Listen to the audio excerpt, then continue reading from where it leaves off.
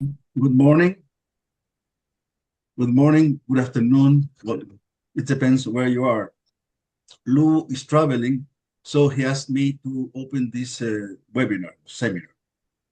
You know, this exercise take place under the umbrella of the WTO dispute decoding series. This is an exercise launched by the FMG last year in September. The idea is to use analysis of the WTO dispute in a friendly manner, easy for the newcomers. Naturally, we are focused not only in WTO itself, but because the appellate body is not working, but in the accepted panels and but the resolutions or the decisions of the MPIA. So this, as I said, this was inaugurated last year in September, and the moderator at that first time was Gabriel Marceau, which is, again, the moderator for this exercise. So, Gabriel, you have the floor. Thank you, Mario, for hosting this meeting. We have 4 great panelists with different expertise, so it should give us different angle. I'll introduce them briefly so I don't repeat, and then I'll say 3 words about the measure and a bit the procedure, and we'll start. So the first speaker is our colleague and friend Deepak Raju, who is a lawyer, a counsel at Sidley Austin. He represents clients.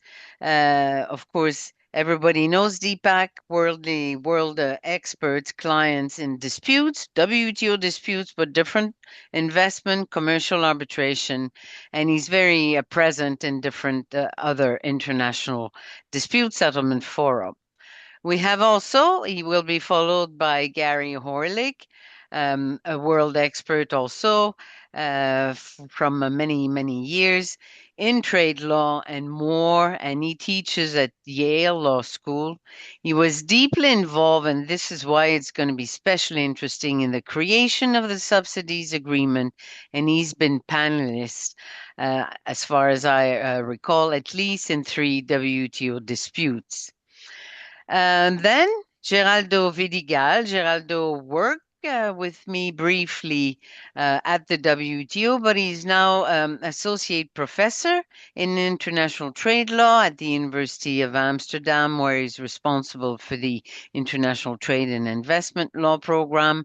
He has extensively published, and so did Gary and Deepak.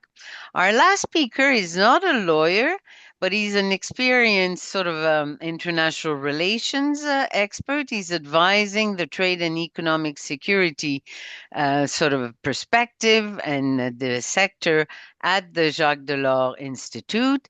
He works closely with Pascal Lamy on trade policy and economic diplomacy in different forums, international and European. And interestingly, he's currently coordinating the Track 1.5 dialogue EU-CP TPP.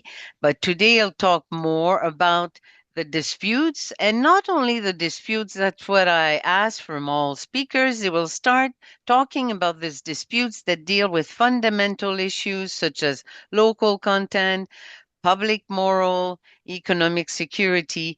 So comments about the dispute, but also conceptual comments about what in other circumstances, maybe in other facts. And I'm Gabrielle Marceau. I'm honorary professor at University of Geneva, where I retired after 25 years, and I retired at the same time after 30 years at the WTO working inter alia on dispute. So let's start with Deepak. That could say a few words, please, Deepak, on the measure. We know that the contestation was limited, so there are claims about this IRA, two laws, one of which will be sort of set aside because US will withdraw it. The focus is on one of them, but the main point is that those provisions, those measures include what we call currently local content requirement. That is, in order to get the subsidy, in order to get the benefits, local content, purchasing local content is a requirement. So, and then will come claims of discriminations, claims about the subsidy, claims about the investment, and justification, with a focus a lot on this justification. But please, Deepak, with your very special expertise, would you describe the measure? What is challenged to your knowledge, whether these sort of measures are frequent, and how the panel dealt with them under GATT and under TRIMs? Thank you. Thank you, Gabriel. Thank you also for inviting me to join this very select group of experts to speak on this dispute. So before I turn to the measures, the first thing that strikes you when you look at this panel report is how brief this thing is. It's 74 pages to discuss violations of GATT Article 3.4, TRIMs, subsidies agreement, and defenses under Article 20A. That's not usual in WTO case law. Typically, these are the kind of issues that take up quite a lot of space and discussion. But yeah, this is a compact report and very reader friendly. Now, turning to what measures were at issue, important context to remember, these are Biden era measures. So it was the previous administration that had introduced these measures into legislation. And these are not necessarily the kind of measures you would expect out of the US today. And I will come to why that is relevant in a moment. So the IRA, the Inflation Reduction Act, was adopted in 2022. And what it did is it amended the Internal Revenue Code, which is the primary US legislation on taxation. And it extended certain pre-existing tax credits and provided new tax credits. And there are two big categories that got challenged by China, which we need to touch upon. One was called the Clean Vehicle Tax Credit. So this provided certain incentives for electric vehicles which were placed into service after a particular date. Now that measure, the US withdrew that measure through the One Big Beautiful Bill Act, and China withdrew its claims against that measure. Now, speaking outside this dispute conceptually, in WTO law, you have a question about findings and recommendations against expired measures. And there are circumstances where a panel can make findings of consistency or inconsistency against an expired measure. And one of the tests for doing that is there a risk of reintroduction of the expired measure? Now, it would have been interesting to see in this case whether if there was a discussion on claims against an expired measure, does the policy change in the US with respect to clean energy and vehicles? Where does that leave us in that debate about expired measures? But China withdrew its challenge, so you didn't get there. Now, the second measure, the second kind of tax credits at issue is for clean energy. And that again has two subcategories. One is investment tax credits. So this is for investment in new clean energy facilities. And the second is production tax credits, which is for existing clean energy facilities for a period of operation. So for an initial period, this is supposed to help them with their cost of operation. Now, both of these tax credits essentially provide a relief against taxation. So in the US, you can use tax credits in three ways. One is you can use the tax credit to offset your tax liability. And if your credits exceed your tax liability in a particular year. You can carry it backwards for a year or forwards for 20 years for application against future taxation. The second way is, for certain entities, you can get a payout from the government. So if you're a non-taxed entity, for example, you could get a cash payment from the government. Third is you could transfer this tax credit for remuneration. Now, under both of these schemes, the investment tax credit and under production tax credit, if you met certain eligibility criteria, which included things like producing electricity, your expected greenhouse emissions being zero, and being put into operation after a particular date, you would get a base rate of these tax credits. Now, this is not where the controversy lies. Where the controversy lies is what's called bonus tax credits. So if you were getting an investment tax credit or a production tax credit, there were different ways that you could earn a bonus and top up what you were getting. Now, one of these ways was a local content pathway to getting additional bonus on your tax credit. So this, if you met the criteria for this, for both tax credit programs, so under PCT and under PTC and under ITC, you would get a 10% bonus on your tax credit. And the eligibility criteria, there were two things that you had to meet, and you had to meet both. One related to steel and iron. So in any project, if your facilities are built out of steel and iron, you had to use 100% of US origin steel and iron. The second is called a manufactured product requirement. And that basically meant for other things that you use in your project, manufactured goods that become part of the electricity generation facility, things like solar panels, wind turbines, so on and so forth, you had to source a certain percentage of this from US origin goods. And that percentage would go up over a period of time. So on both these conditions, you use US goods, you get a bonus on your tax credits. You get 10% more. Now, how common are these kind of measures? To answer Gabriel's question, we've seen this before. You've seen local content requirements before. But historically, countries designed local content requirements with a little bit more of ambiguity in them. You would have value add requirements rather than explicit local content requirements. And I'm thinking back to cases like Canada Autos and Indonesia Autos, so the national car program, so on and so forth. So you would have a value add requirement, which you could meet by sourcing local content goods, but you may also be able to meet those requirements by sourcing services or labor or through other ways. And eventually, then you get into a de facto discrimination debate and you fight about, is it possible to meet these requirements without using local content? Is using local content in goods, because that's where the disciplines lie, as we'll see, is that a necessary condition to get this advantage?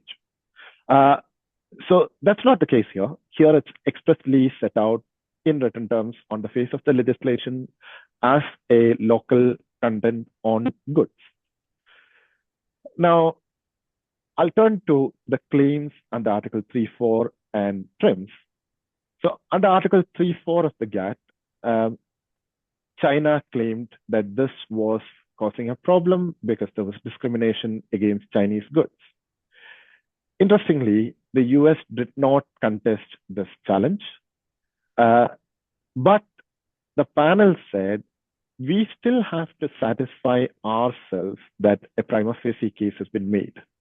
Now, that's not unusual. There is previous WTO case law on this, but even more broadly, international adjudicators sometimes face situations where a party does not contest claims against it. There are even instances of non-appearance of a party, like the South China Sea case in UNCLOS Annex 7 arbitration. International adjudicators typically say, even if a party is not here to defend the claims against it, or even if they choose not to defend, we still have to satisfy ourselves that a case has been made. And in WTO law, you'll recall, a prima facie case is defined as a case which would prevail in absence of effective refutation. So in the absence of refutation, the prima facie case would prevail, but the complainant still bears the burden to set up that prima facie case, and the adjudicator still has the responsibility to make sure that the prima facie case has been made. Now, turning to the claim under 3.4, this is not path-breaking. Now, if you've read any case on Article 3.4, you will recall there are 3 requirements. One, you have to have like products, domestic and imported products being like products. 2, the measure has to be within the scope of Article 3.4, and that means it has to be laws, regulations, or requirements affecting internal sale, offering for sale, purchase, transportation, distribution, or use of the relevant products. And the third is less favorable treatment, and that can be de jure or de facto. Now, on the first of these requirements, there is a long line of cases saying, when a measure on its face distinguishes between products purely based on origin, you don't need to get into an extensive debate on like products. You consider what's called hypothetical like product. So if 2 products are identical in all respects, if they're like products, the regulation still draws a distinction purely based on origin. So there is discrimination against a hypothetical like product. And here that is the case. The distinction was not based on any sort of differences in the product. It is simply about origin. So the panel proceeded on the basis of hypothetical like product test. Second, domestic content measures have previously been held to be part of the universe of measures disciplined by 3.4. So there was no issue there. And on less favorable treatment, the test is, does the measure change the conditions of competition to the disadvantage of imported products? And that is, again, easy to establish here because you buy domestic goods, you get a tax advantage, which you don't get if you buy Chinese goods. So all 3 prongs were very clearly met, and the panel concluded there was a violation of 3.4. And sorry, Gabriel, you're saying something, but you're on mute. Sorry, Deepak. So clearly a violation of 3.4, and in 1 minute, what about TRIMs? Yeah. Claim. So yes. 1 minute. 1 minute. So TRIMs prohibits specifically in Article 2.1, TRIMs says you shall not adopt an investment measure which violates Article 3 of the GATT. Now, investment measures has broad coverage under Article 1, any measure which affects trade in goods and is related to investment. So domestic content measures have previously been held to be TRIMs investment measures, and there was a finding of violation of 3.4 already. And TRIMs Article 2.2 establishes an illustrative list of the kind of measures that would violate Article 2.1. And the first of them is conditioning an advantage on buying or using domestic goods. So this clearly fell into that illustrative list item. So there was a clear violation of TRIMs as well. So I'll stop there. Thank you, Gabriel. Thank you very much. We'll get back to you after we've done a first tour the tab. So two admitted, you cannot admit a violation, but let's say 2 violations not contested by the US. Now let's go to the subsidies claim with Gary. Subsidies that include also some subsidies, prohibited subsidies. One type is those that have local content. Gary. Thank you very much. That was a lovely description by our first speaker of the actual subsidies themselves, because the areas of law being applied are very different in their details, but the nature of the subsidies is what determines the outcomes in each case. So the subsidies agreement, I started working on what became the subsidies agreement around this time in 1981. And there's a whole history which I will spare people, but and a lot of discussion starting in 81 in Portugal. Uh, but the result is pretty well known, and most of you know what I'm about to go through very quickly, which is it has to be money from a government.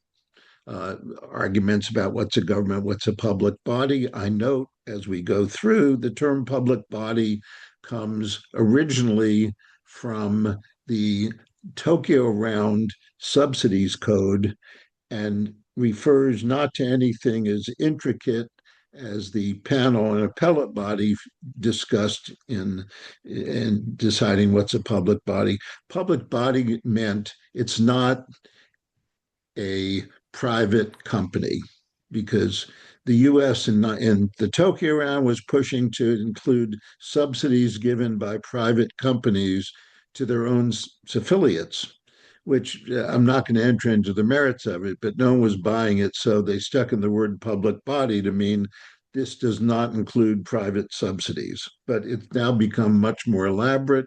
I promise you that none of the drafters of this were thinking in terms of the ILC draft of state responsibility, but must be a government body, must be financial assistance.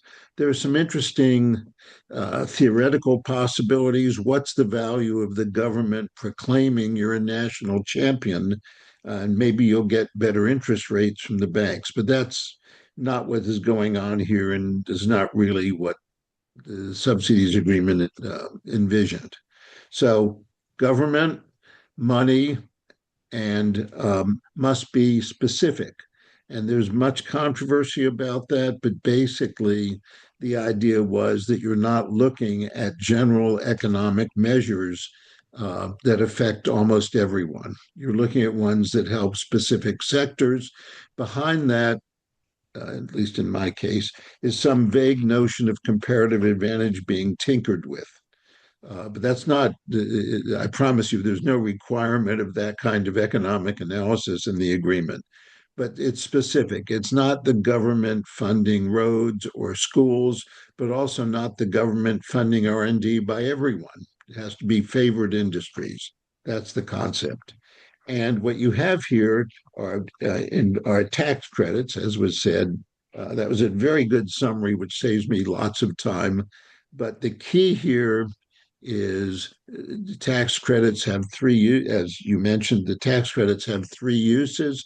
You can use them to pay your taxes. You're a company, you make money, you owe taxes. If the government gives you a tax credit, you can use that to reduce or eliminate the amount you owe. Secondly, you can, in effect, use it to reduce your profits, your taxable profits.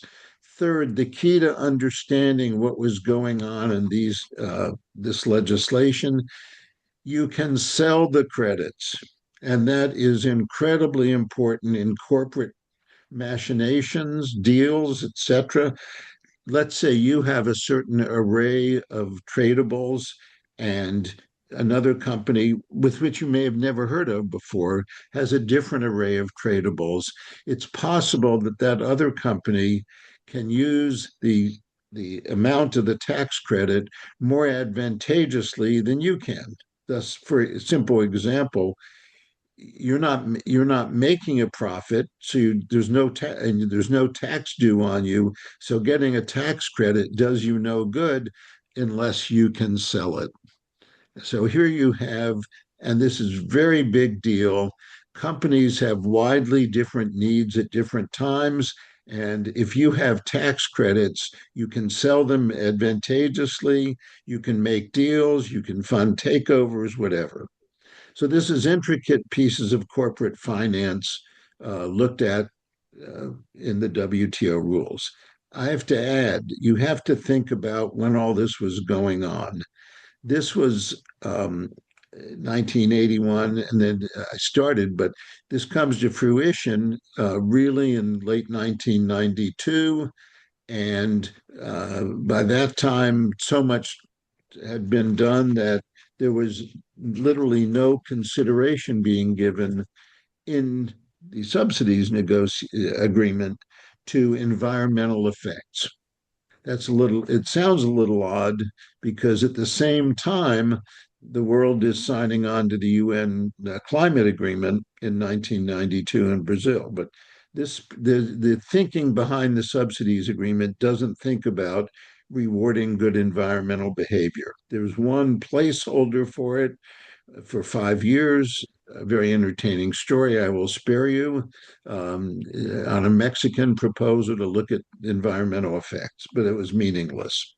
So now coming to 2020, 21, 22, then 23, 24, with the passage of what's called IRA, is totally focused on improving environmental effects.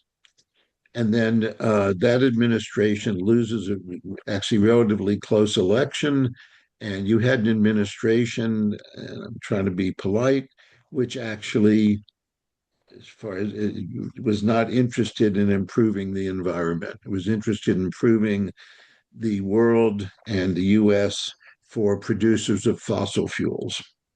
So IRA, huge amounts of money. The Biden administration structured it. This is sort of the political side, but you can't forget that. Structured it so most of the money went to states that was going to vote for the Republican candidate on the theory that if the candidate won, they would not. These states could force the new president to keep this program in mind. That did not work. We now get into the psychological makeup or whatever you want to call it of President Trump. But for our purpose of this discussion, assume his thinking was formed in about 1965 or 66. And so the U.S. ran on coal for its electricity and petrol for things that move. And so this would have shoved these subsidies were focused on green energy, not fossil fuels and not coal, etc. The good news, Gary, yes, Gary, one or 2 minutes, yep, concluding on the subsidies claim, right. please. So We'll get back to you. Right, but the subsidies claim is made that this violates the WTO rules. The U.S. effectively agreed. They agreed that they were violating all of them, which is why we jump ahead to the next speaker. And so they said, and the panel actually says, in effect, the U.S. agreed, but argued that there's a defense, which the next speaker will deal with. But I have to add one more thing. We're here in part because the political calculation did not work as planned. And so a Republican administration, President Trump, for reasons best understood in a separate place in the discussion, happily destroyed all the things that were investing in states that had just voted for him. This is very unusual behavior in U.S. Politics. Yeah, and subsidies. But so you really have to understand it. It wasn't really contested that these subsidies met all the requirements for being a subsidy under the WTO ASCM, notably, indeed, that the local content requirement is a death sentence under the subsidies agreement. I'll stop there. Thank you very much, Gary.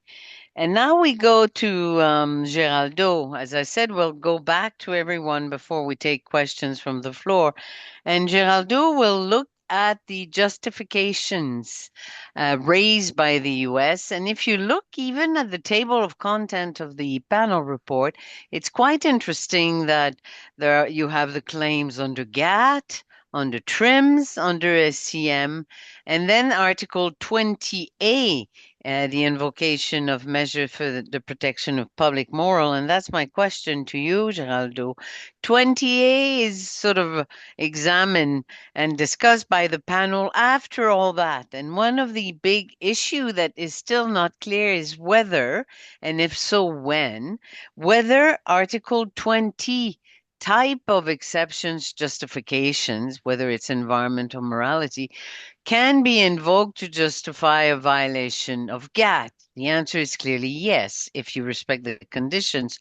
But what about TRIMs and SCM and other agreements? That's usually not considered so, but what are your view and why do you think the panel drafted a single type of discussions after looking at all those claims that were easy because not contested by the US? Thank you, Gabrielle, and thanks for inviting me to be here. So yes, as you and the previous speakers have said, China did the US didn't really contest that these some of these provisions were violated, and instead it justified them under Article 20. Let me say two things before going on to the panel report. One is that the showdown that many prepared for was, of course, in regard to Article 20 as it comes to environmental measures, especially because of the vehicle tax credits. But that didn't happen for two reasons. First is that the Trump administration didn't want to argue on environmental grounds the situation, and instead, actually, for the tax credits, they argued under Article 21, so the security exception. So that it's an Article 20 type exception, but of course, different in many respects. However, the China ultimately, because of the One Big Beautiful Bill Act, did away with the tax credits going forward. Then China decided to drop this claim, also maybe trying not to get another Article 21 situation in its hand. And what we're left with is the Article 20A discussion. That's public morals. Now, what did the US say? They the panel remarks that the US has made a lot of overlapping claims of Chinese conducts that the US believes are violations of US public morals. And these included, the panel boiled them down to four. So these are theft, forced labor, unfair competition, and coercion. Now, for the first two, theft and forced labor, China agreed that the US, these were existing moral concerns, including in the US society, and therefore the panel didn't say much about it. It says, well, the parties agree, there's not much more on it. For the other two, I think it's interesting because they go a bit to the heart of, the essentially the underlying dispute, maybe, which is, what are China's conduct that are concerning to not only maybe the US but other WTO members, and can you use trade measures to in a way that is justifiable under WTO law to counter these measures, these conducts. And here, the issue is that the US wasn't really able to defend its measures in this regard, as regards Article 20A, as with respect to coercion or unfair competition, because it defined essentially they defined these concepts so broadly that the panel couldn't decide how do we define what is and what isn't. So the panel essentially rejected these. And I note here that there was also some interesting elements where the panel actually went into US legislative debates to say, well, we look at all of these statements by these representatives and senators, and they don't really talk about public morals. These are not, these are aimed at pursuing an industrial policy in the United States. So here we get to a bit into an echo of the Hooded question, right? Is this aims and effects, or is it just are we just looking at effects? And it turns out that very often, although not saying this in so many words, panels and sometimes even the appellate body, which liked the idea of the objective test, will look into the mens rea, right? So what is happening behind the measure, and why was it adopted, and why was it declared to be adopted by the people adopting it? So that was an interesting thing to note. Now, moving on to the reason why the measure was not accepted in the end for its was not accepted to be justified under Article 20. And then we'll get to the SCM and TRIMs agreement in a second. So this was, and what is interesting to note is that this was different from the previous case where the US also invoked 38, also to counter alleged Chinese misconduct, because the previous one was additional duties. And there, what happened is the panel assessed that the measures that the US adopted did not really target the products, right? So they said, well, if you look at the products that the US is adopting measures for, they don't really match the products that the US alleges are involved in this labor, forced labor, and theft supply chains. And here it was a broader question that the measures were essentially not against China in particular, but they essentially required the buyers and whoever was using these programs to buy American products. So the panel asked, and it's a bit similar in that sense in terms of reasoning, of course, to the way that the Article 21 claim in Saudi Arabia IP rights was settled, right? Because what the panel said was, well, okay, maybe you have something against Qatar, Saudi Arabia, but what about all the other members that are being affected by your IP rights suspension? And here it was this more or less the same reasoning, right? But it's saying that stating that the measures were not designed to address any specific moral claims, but essentially required members to or required parties to buy certain portions of their products or build some parts of their products in the United States specifically, and not even, and then they conclude, in countries that the US has stated in the past are aligned with it with respect to the alleged public morals issues. We can go over that later, but I think this summarizes the decision. Now, to go back to the question you actually asked, which is, does this apply to the SCM agreement and the TRIMs? Which is, it hasn't been solved. So what the appellate body gave us 2 pointers on this, which were first, in China, rare earths, they found that in one of the parties, one of the sections of the China accession protocol, China could invoke Article 20, so that showed that this is not a gap. So there, in some cases, it may be possible because this particular provision referred to China's right to regulate according to Article 20, according to the GATT. And then the appellate interpreted, so well, the right to regulate, and according to Article 20, according to the GATT, is governed by Article 20. However, in raw materials, the same appellate body said that with respect to another provision of the same document, that is China's accession protocol, China was not allowed to invoke Article 20 because this provision didn't say anything about the right to regulate.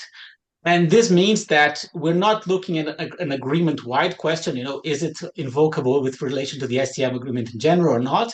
But the idea is that whether there is textual references that are textual references in Annex 1A agreements that would allow one to say, well, these agreements are actually referring one back to the GATT and allowing the invocation of specific GATT provisions with respect to these agreements. And here, the US tried to invoke 2 provisions of the SCM agreement. Those are Article 32.1 and footnote 59 that make a reference to the GATT, but these are quite weak. So in the end, the panel decided not even to look at this. And this is relates to what you also mentioned, which is the way the report was organized. So rather than making a decision, the panel looked at Article 20A, concluded that it did not apply, and exercised judicial economy with respect to the question of whether the Article 20 even applies to all of these other agreements.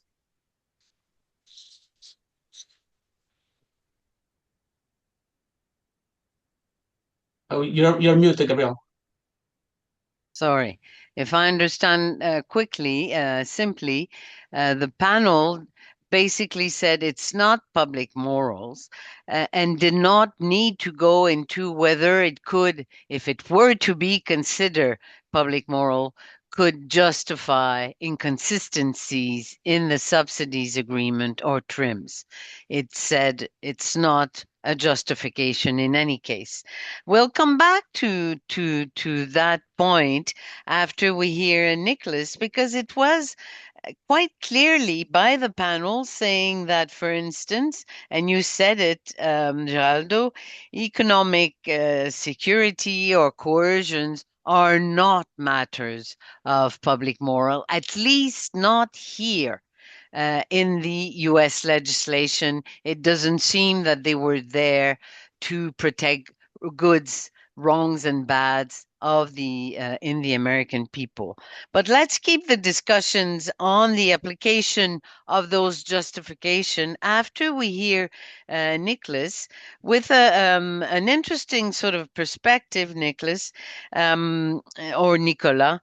Can you explain the difference between this US legislation and recent EU legislation that want also to deal with similar problems, and whether or not they use local content and what sort of incentive the European Union legislation has in place for dealing with similar problems? Nicola.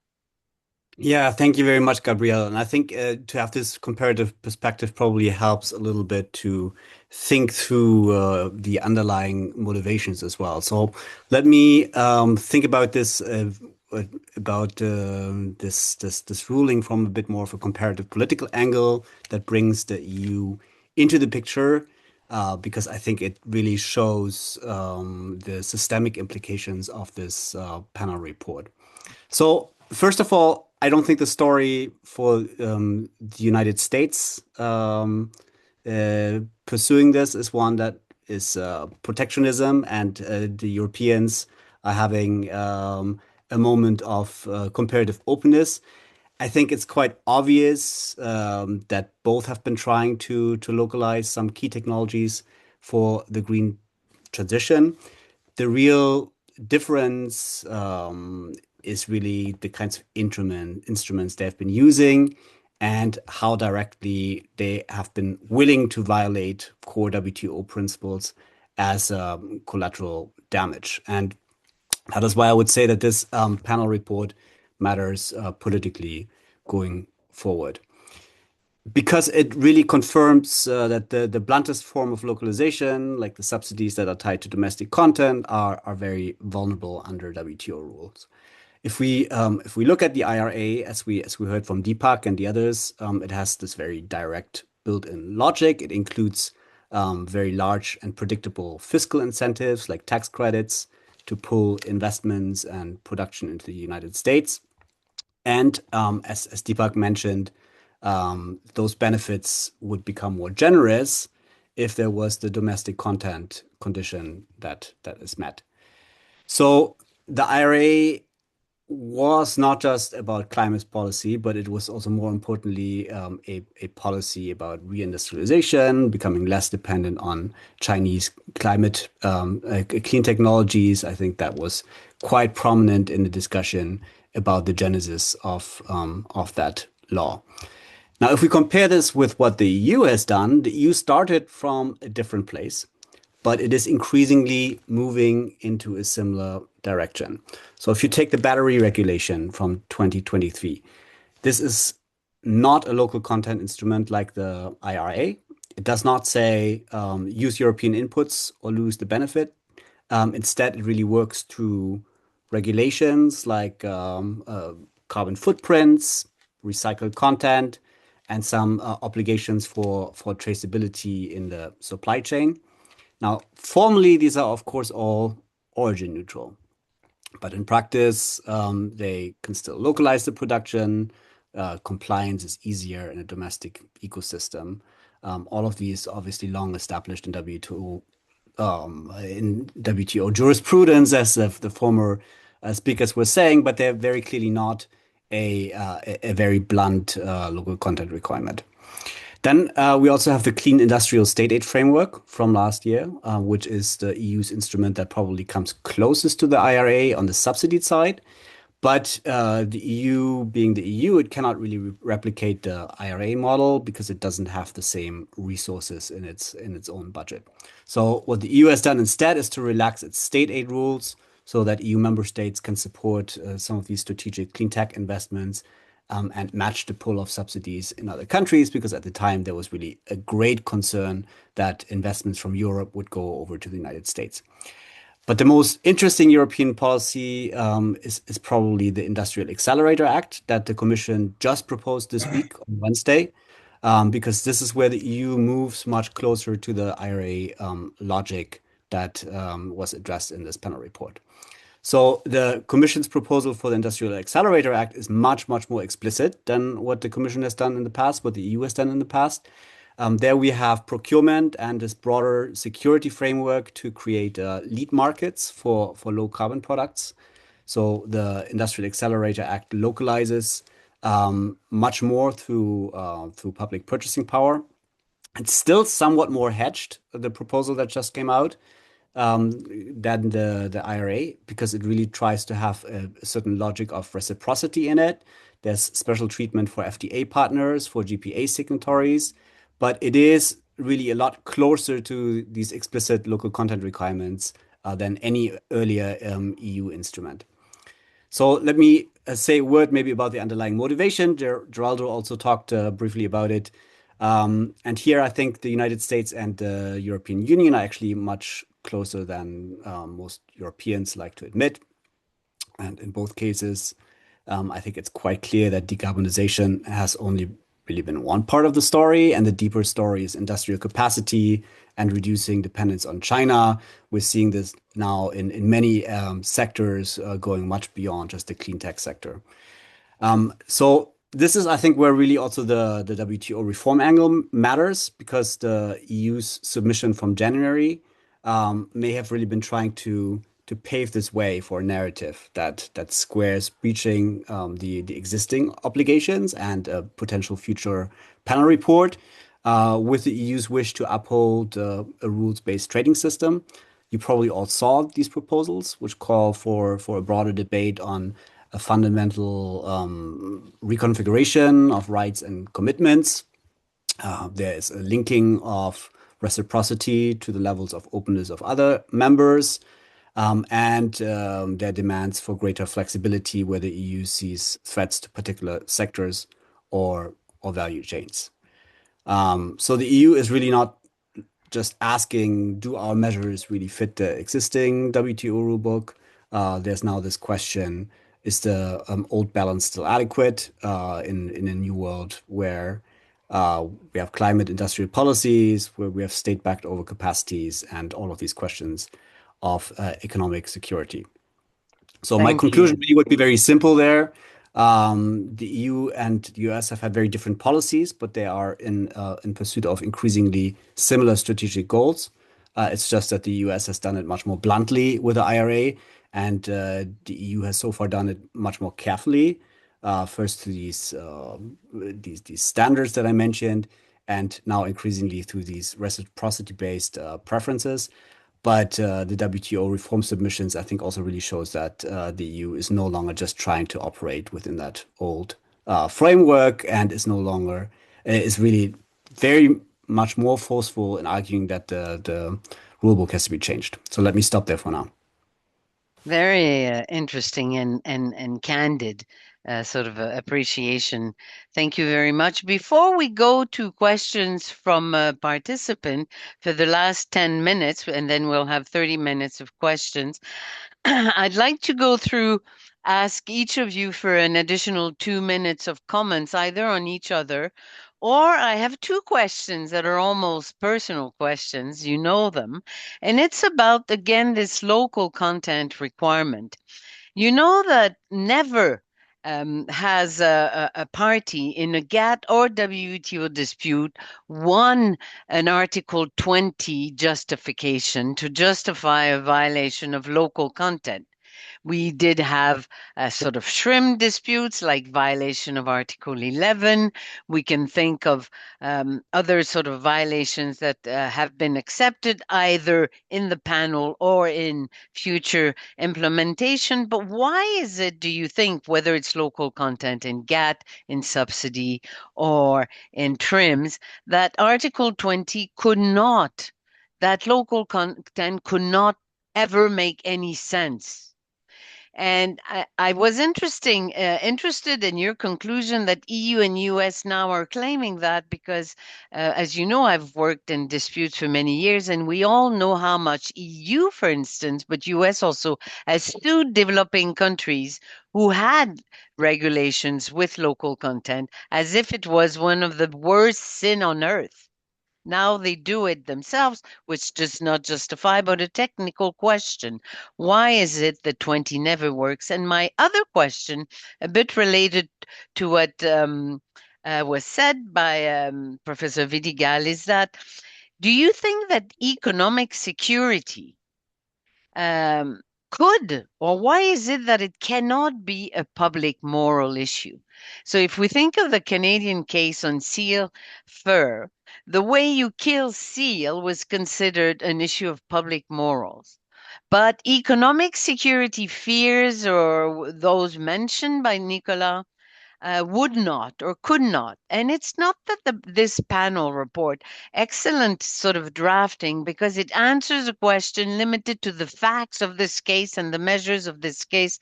I think it leaves open conceptually some doors. But could you all tell me what you think of those questions, if you want to, or if you have comments on each other within 2-3 minutes, so that we go back to participants as soon as possible? I suggest we start maybe with Gary, if it's okay, and then we'll go to Deepak, Geraldo, and Nicolas.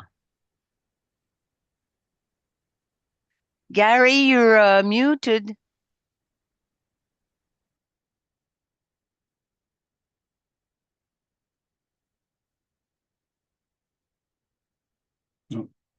It's supposed to be stay unmuted.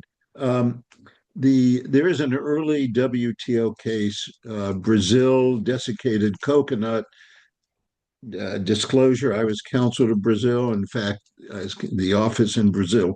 Brazil has a very well organized system for dealing with WTO disputes, and the head of it was Roberto Azevedo at the time.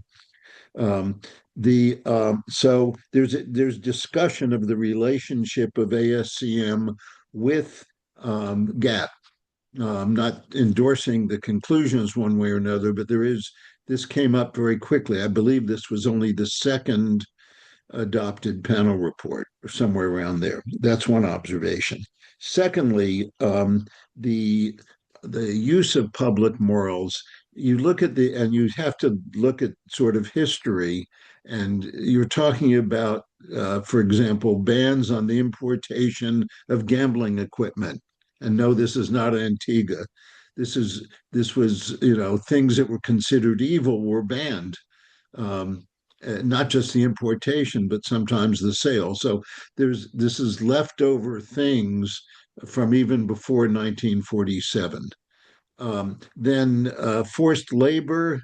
The U.S. has a law dating back to 1907, but you should be aware the U.S. has more forced labor, prison labor, than any other country in the world, and fairly extreme versions. There's currently a formal investigation of the Louisiana state system for forcing prisoners to work growing cotton, which is exactly the same as the U.S. complains about with China. So you have to put yourself in the minds of people over several periods of time. At the time of the ASCM, there'd been no multilateral agreement, binding agreement, maybe the Sugar Convention, but not really, that to do anything about non-export subsidies.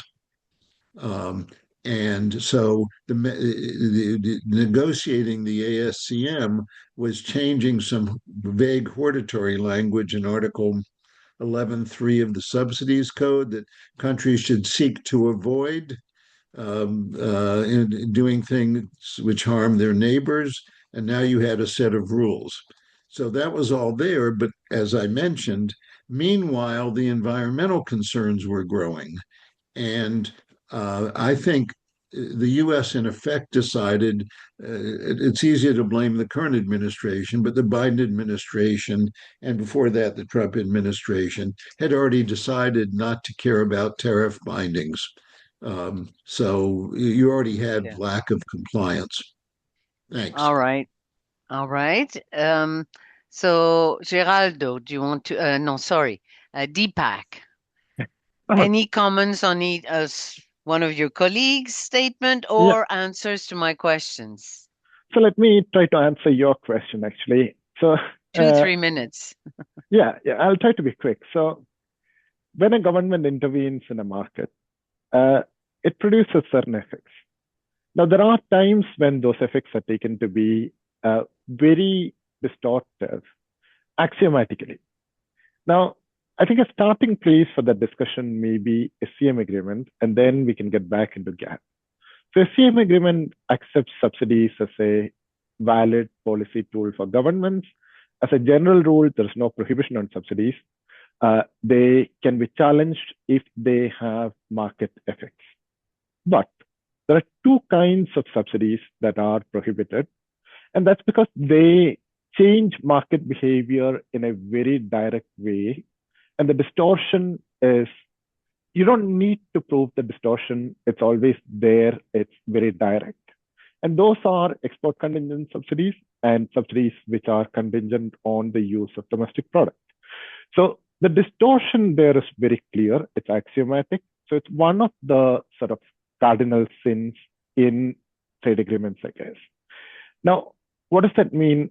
So stepping back to the GATT, if you come to Article 20, the defenses allow you to pursue some sort of legitimate objective, whether it's public health, environment, public morals, so on and so forth.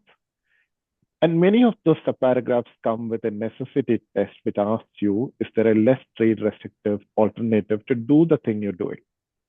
So if you say, I need green energy, I need clean cars, and this is my objective for Article 20B or G, whichever you rely on, that's fine, but can you have clean energy or clean cars with imported cars? You still can. That is a less trade restrictive alternative. So why is it, unless you can show that your ability to have local content is essential to pursuing that objective, the defense will fail. Now, I know we're limited on time. I want to speculate on the one instance where local content may be justified under 20A, and this is an off-the-cuff remark. Don't take this very seriously. I'm from India, and I don't know if you've heard this, there is public morals around handloom locally made in India, because there is a history of this. During the independence movement, this was a tool of using handloom locally made clothes was a way of boycotting British goods. And this was led by Gandhi. And since then, there has been sort of a moral attached to using handloom domestically produced goods. To the extent it's become every politician's uniform in certain parts of India. So if tomorrow India had local content on handloom from domestic content, would that be justified under 20A? I don't know. But it's very, very rare to see a situation like this where you can say the only way to meet my Article 20 objectives is through local content. So that's a challenge.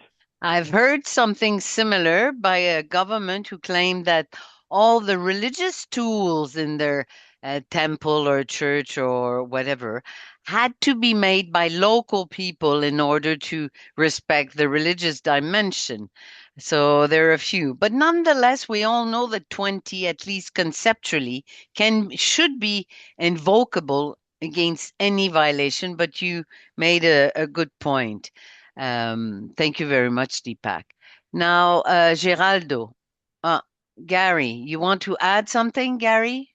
Yes, just Quickly. briefly.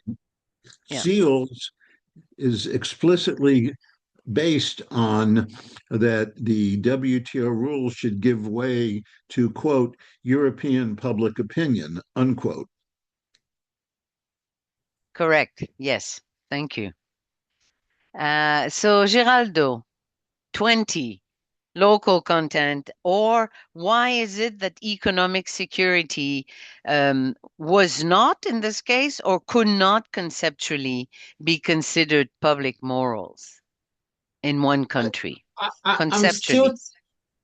thank you. I'm still to see a definition of economic security that doesn't imply precisely a negation of, the whole purpose, object and purpose of the WTO. So that is the challenge. I suspect that, and I think that the case that got us closer to this was, as you may know, Turkey pharmaceutical products, right? And here, Turkey really argued that having a domestic medicine manufacturing industry was its objective. And ultimately, both the panel and the arbitrator, Article 25, arbitrator said that this is not allowed. But I think if you want to look for a case that addresses this very sensitive question, what if your objective is precisely to have domestic manufacturing? I think this is a contradiction, because I guess the whole objective of Article 20 is to allow the protection of legitimate objectives, the objective purpose, if you want, is to allow the pursuit of legitimate objectives while not including self-preferential provisions. Now, what if these 2 points of the 2 objectives of the articles are in conflict with each other, because your whole objective is to have a self-preferential provision? I cannot see how a trade agreement could work in that context, unless you had a political body that's responsible for saying at any particular moment what is allowed and what isn't. You'd have to have, let's say, affirmative regulation rather than this negative regulation that WTO has, which says, you're allowed to subsidize provided that it's not trade distorting, because of course WTO law doesn't prohibit subsidies, and it prohibits only trade distorting subsidies. Then you would have to have either during the agreement or political body responsible for creating this law, some regulation that provides, okay, this is how much you're allowed to have self-preferences for. And maybe that would be a good thing. But it's very hard for, of course, and certainly an adjudicator to create this. And the final small point is that people often looked for a response in EU law, because, of course, in EU state aid law, you do have a distinction between the good subsidies and the bad subsidies, right? Because Article 107.3 of the Treaty on the Function of the European Union states that there are certain types of subsidies that are permissible. But then this is a bit of a red herring, because this is not to say that these subsidies are permissible and you're allowed to be self-preferential, right? Or to have trade distorting. You're allowed to have these subsidies because state law is stricter than the subsidies agreement, and allows and prohibits also a lot of priority distorting subsidies. So what EU law does is it imposes a further requirement of a subsidy being justifiable substantively. And what 107.3 allows is to say, okay, in these cases, the subsidy is allowed, but you still have to be accorded in a way that is fair and doesn't distort competition vis-a-vis other EU member states. Thank you.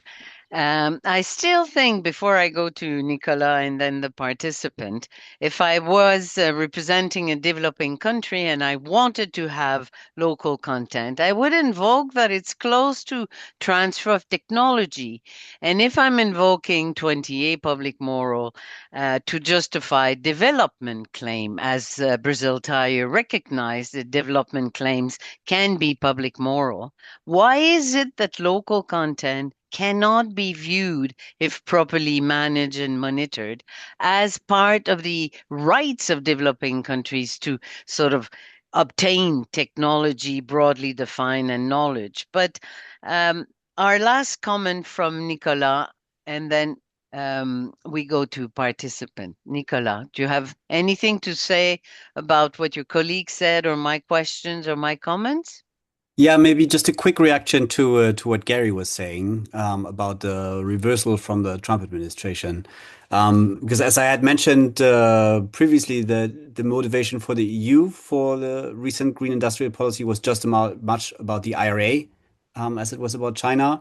So for Europe, the competition really has changed now, but not really in the way that most people think.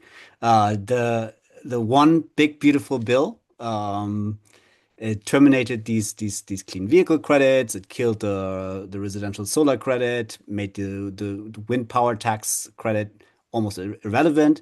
So the green subsidy race with Washington that people in Europe were really worried about just a couple of years ago is for all practical purposes really over now. So the EU won by default. Congratulations. The prize now is to compete alone against Chinese overcapacity without American demand pulling in the same direction, having a transatlantic market. So I think that is where the strategic shift really matters. So when the IRA was this big threat, Brussels could at least console itself that both sides of the Atlantic were building these clean industrial bases, and that demand would also eventually benefit both. Now that the US is retreating from the subsidies, while massively expanding these anti-China restrictions with the prohibited foreign entities, it's a much different situation. So in the US, the tool of choice now is no longer the carrot of the tax credits, it's the stick of excluding Chinese companies. So the US administration has a clear message. The Trump administration, American industrial policy is there to counter China and not to accelerate decarbonization. And that really, I think, changes the calculus quite substantially because, as I said, European green industrial policy is no longer a response to American subsidies. But the EU is trying to square its green industrial policies with a more or less open trade policy, and at the same time also not being coerced by the US to adopt these very restrictive measures like the foreign entities of concern. So whether the EU can sustain that position without either American alignment or the cover of WTO rules is really, I would say, really kind of a defining question for Europe in the next years. A challenge. Mario, I suppose, I don't know whether you see any questions so far. I'll go to Gary before we go to questions or comments from the participant. And then all participants are welcome to intervene or disagree or agree. Gary, you're muted again. Yeah. I just wanted to add one happy note as we continue this. It appears that within the US and almost certainly in many other countries, the price of electricity generated by solar power is lower than that generated, the cost, I should say, the cost of creating this, of solar energy is lower than fossil fuel. And wind power, which Trump really hates because of his fights about windmills off his golf course in Scotland. When the courts have now stopped this, have allowed the windmills to keep being expanded. So basically, we're fighting about something looking back, but meanwhile, Moore's law, Gordon Moore, CEO of Intel, that about how rapidly costs drop for computing power, that is definitely solar arrays, is every bit as much as TVs or semiconductors, because they are semiconductors or little pixels. And so the Moore's law has swamped all the legal attempts to balkanize all of this and lock it up. Is that basically Chinese equipment all over the world has made possible large reductions in the cost of green energy. Happy thought, at least in some parts. Yeah. Thank you. You all spoke a bit about this sort of green dimension of those subsidy program, but except for Geraldo, I'm still not fully satisfied and don't understand why, for instance, discrimination would be not as bad as local content, discriminatory laws or taxes could be justified under 20. Import restrictions or export restrictions could be justified possibly, but never local content. But let's see whether anyone in the room has comments or questions or disagreement. And if not, we'll do another last tour with the speakers. I don't see any question. Do you see any, Mario? No, I don't. Nothing in terms of the chat. So go for the Okay. second round. So we'll go for a second round and then, oh, I see that Adam is there. It would be wonderful. I tried to have an economist speaking on this panel, especially those who told me, well, yes, maybe local content sometimes under certain conditions, very closely monitored for a short period, could be positive, but there's so many risks that it's going to make the industry adapt to this sort of candy and become lazy. But we haven't heard this argument, so I won't make it because I'm not an economist. But I would like to go back because Deepak, as you mentioned, you have given an example of when local content could make sense for something that is really typically produced only in India. This reminds me GI, the concept of GI for Europeans. Would you have anything to add about anything else, including why is it that the panel seem to have seen a clear distinction between economic security and the possibility of this economic security invocation to be considered a public moral issue? Yeah, Or is it limited to the facts of this case? yeah, so two things. Let me start with, so earlier when we were speaking about local content, I said usually you would be able to find less trade restrictive ways to achieve your objective. Now, even assuming that subsidy is your policy tool of choice, and your objective is, I want solar cells, take for example, to be locally manufactured, right? Then there is a way to do that using a subsidy instead of local content, and that is a production subsidy for solar panels. And production subsidies, we know, are not that controversial. Yes, they're subject to Article 5 disciplines in the SCM Agreement. So if they cause adverse effects, they get challenged.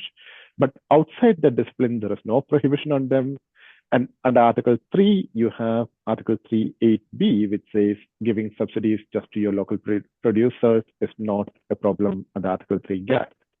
And that is a less restrictive way of making sure that you're giving a subsidy, and that stimulates production of solar cells domestically.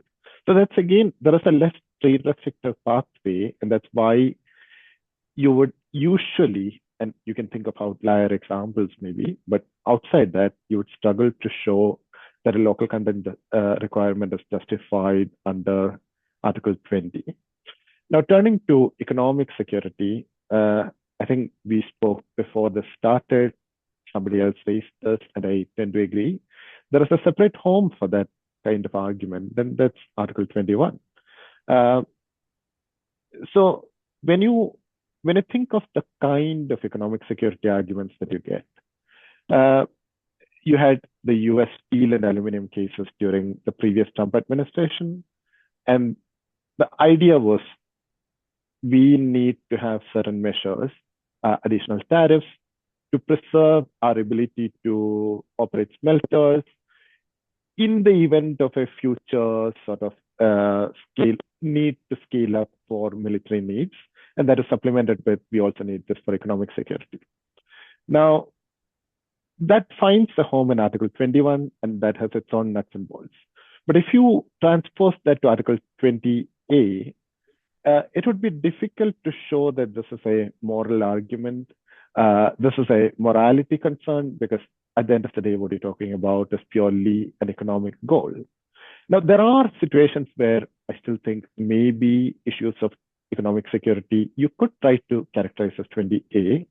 And some of you may remember during the Argentina debt crisis, this is not in the WTO system, in investment arbitration, when Argentina was challenged on default on bonds, they said there is a grave situation of economic emergency in our country, which is leading to all kinds of security concerns. And that the way they crafted that argument is public international law, circumstance precluding wrongfulness, necessity. But could you use that kind of argument to say our very society, social fabric is under threat, and that's a moral problem under Article 20A? Maybe you could, and that same argument could be made under 21. So you have an overlap between 20A and 21. But these are exceptions at the end of the day, and they're not tools of economic policy. Thank you, Deepak. I don't know whether Geraldo wants to add something. Gary, your hand is up. Is it a new comment or you just forgot to put it down? Do you want to add anything to this? No. So Geraldo or Nicola, anything to add, or you've shared all your thoughts on this? The sin of local content.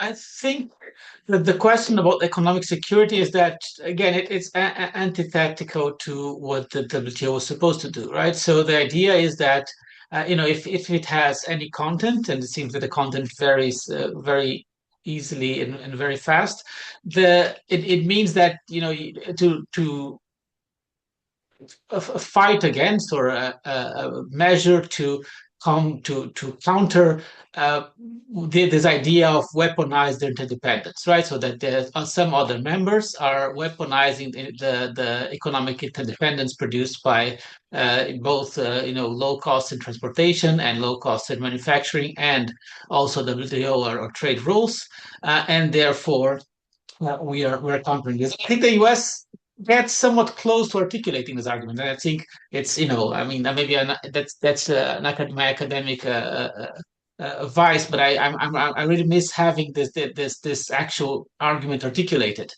because it would have been a very interesting one, right? To say that our issue is the moral issue is precisely, and the panel just goes very quickly through this and said the US hasn't really articulated this coercion argument. So maybe that would be the idea, right? So you're trying to counter both existing coercion, but then of course you'd have to show that there is coercion, and you may have to then have a challenge showing that you practice what you preach, or you can also try to show a potential coercion, right? So the idea that you're having an economic dependence on this other member or other members that is so large that it threatens your national security. That's a very far-fetched argument. Again, like my academic bent, it would be interesting to see it happen. It would probably be disastrous as a matter of how the system works, and maybe we're there already.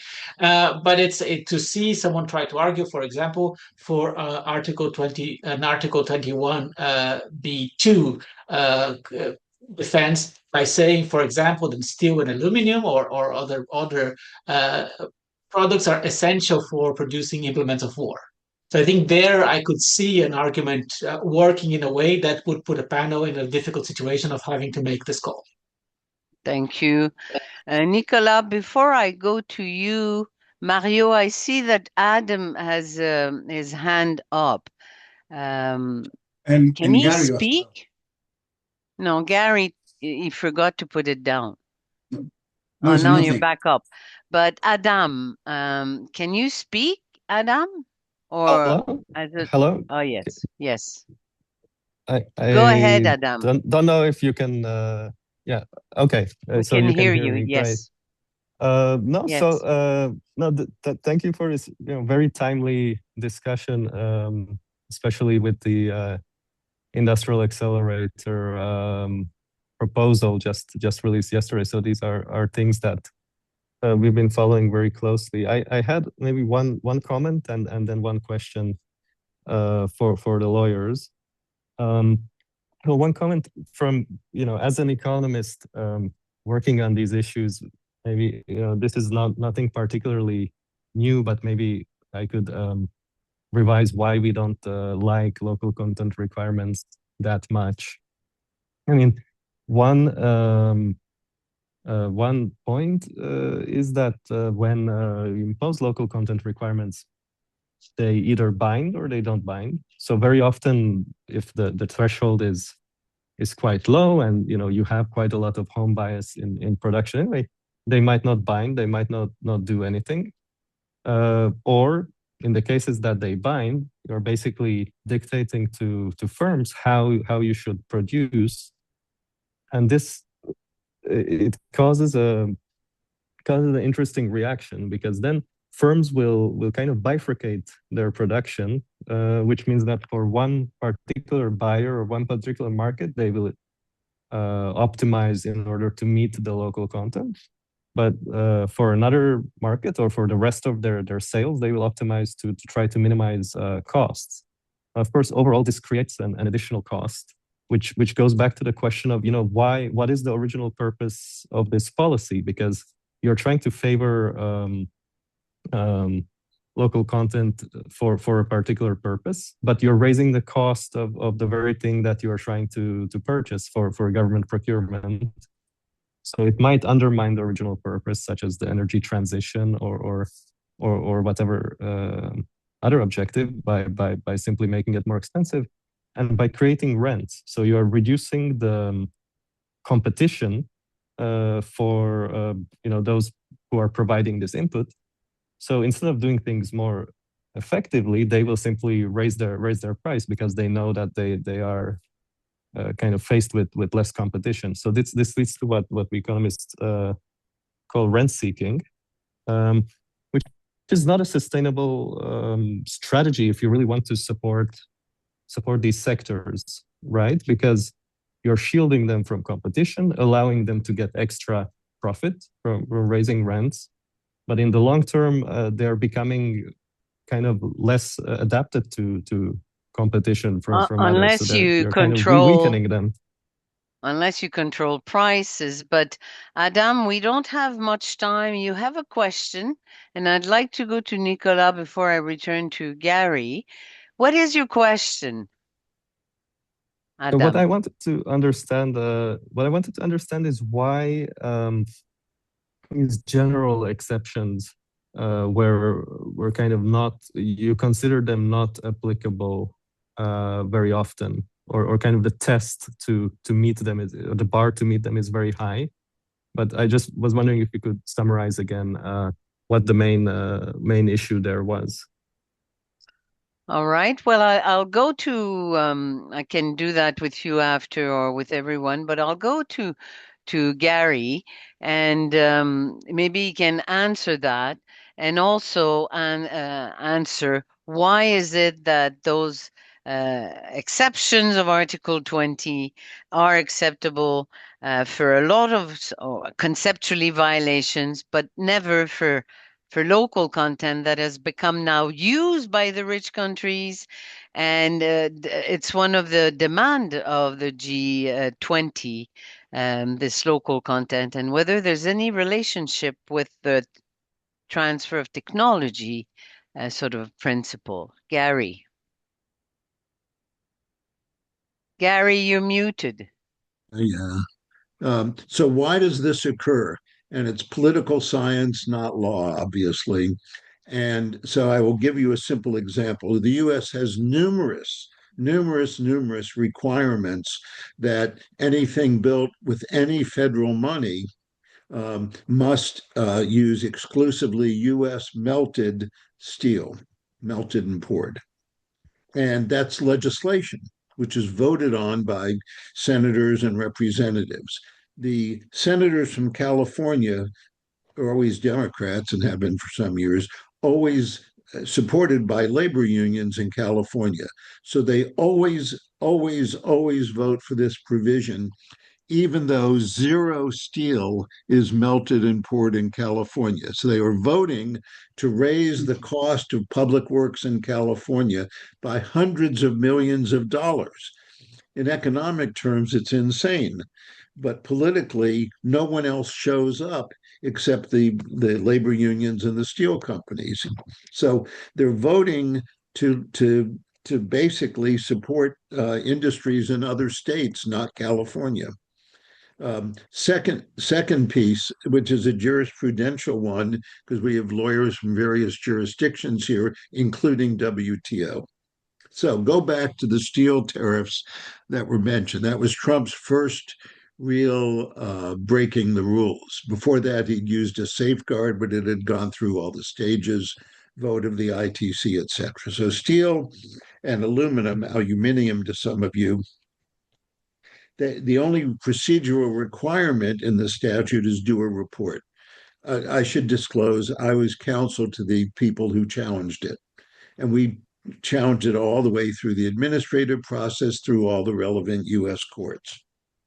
And so the only requirement in the statute was that the Commerce Department do a report. Now, the report was garbage. I don't think it was even proofread. I can give examples. But they used the report to say, so we challenge it, but visibly no court was interested in going behind the president's determination that that report was fine. And of course, it was written at the president's instruction. And so the day after the tariffs were imposed, because remember, this also became a WTO case, the day after the tariffs were imposed, the Department of Defense of the US issued a public statement, which is extremely rare, stating, and I quote, after all, the national security, meaning more than just defense, all national security requires 3% of US production facilities for steel. So, I see. Only. So, but will a court or a panel say that this determination by a president is a lie? Thank you. Nicola, I don't know whether you have, I don't see you anymore, but are you I'm still here, yeah. with us? I'm still with you. Maybe you can finish. We have 1 or 2 minutes. I'm sorry. And Adam, I can send you an email summarizing why 20 is so rarely used. But I think Geraldo made the main point is that there's always a better way from an economic perspective to do what you want to do as a government without distorting. But Nicola. Maybe let me just latch on to this question that Geraldo was raising about economic security, which is, of course, bracketed out of this decision, as was discussed today, but which will surely keep coming back into the multilateral system. And Gabriel, you have asked us to think about this conceptually, what this could mean, right? So I think the problem is really that it's difficult, if not impossible, to find a shared definition of what economic security is. It's really in the eye of the beholder. For some, it's about global leadership. For others, it's more about resilience. And the US, of course, is saying that national security is self-judging, end of story. But if you're not the hegemon, but maybe a middle power, you prefer to have a rules-based system, how could you try to define it?